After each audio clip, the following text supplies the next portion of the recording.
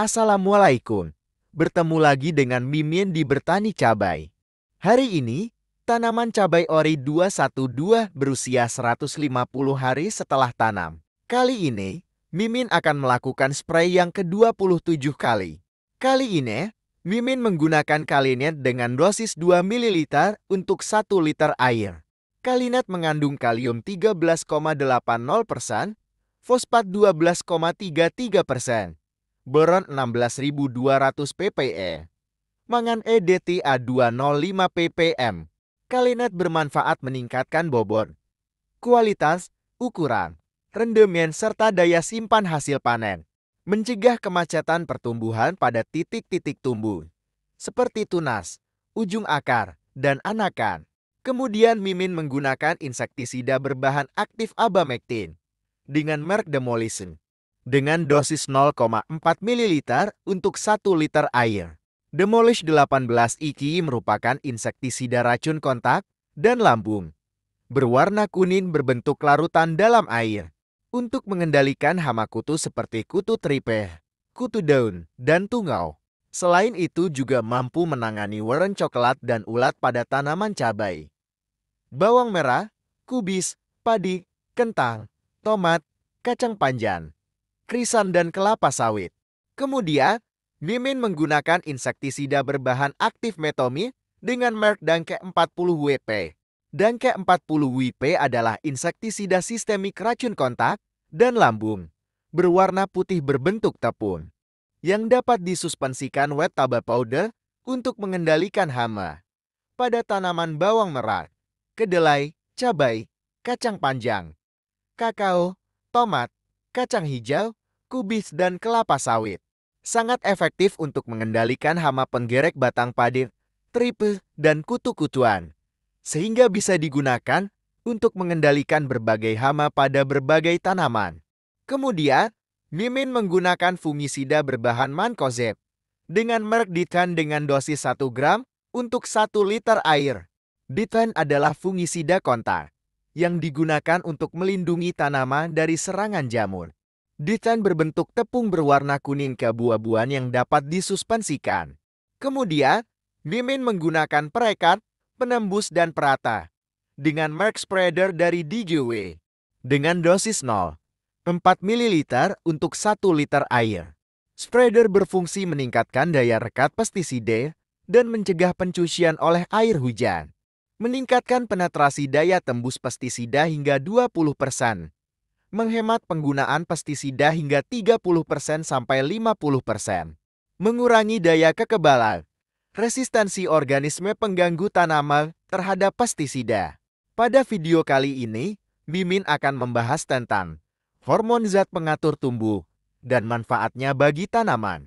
Dalam sistem tubuh setiap makhluk hidup, terdapat senyawa biokimia yang mengatur proses fisiologis dan perkembangan tubuh, yaitu hormon.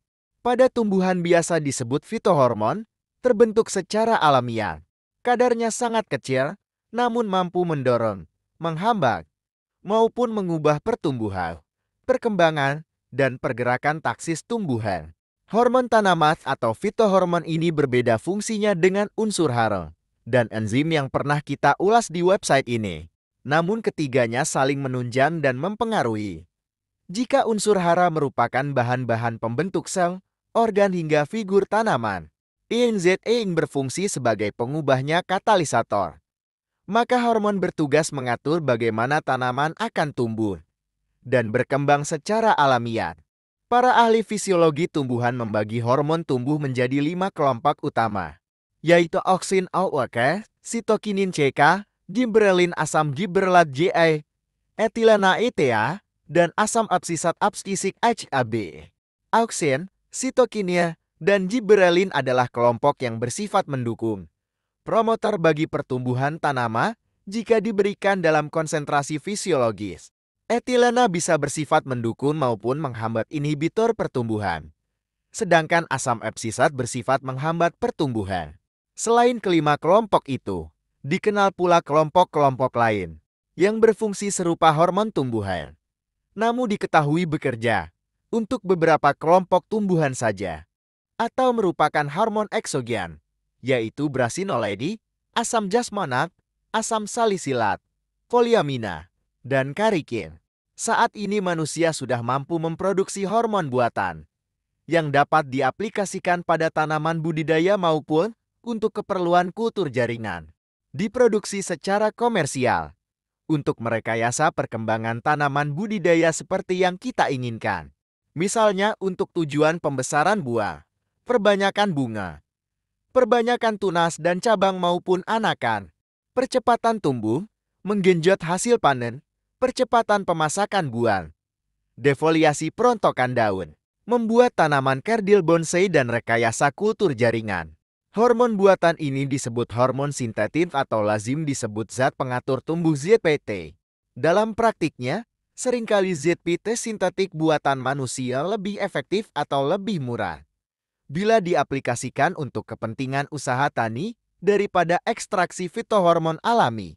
Selain dibuat oleh tanaman sendiri dan buatan manusia, ada pula hormon yang diproduksi oleh mikroorganisme yang hidup di sekitar tanaman.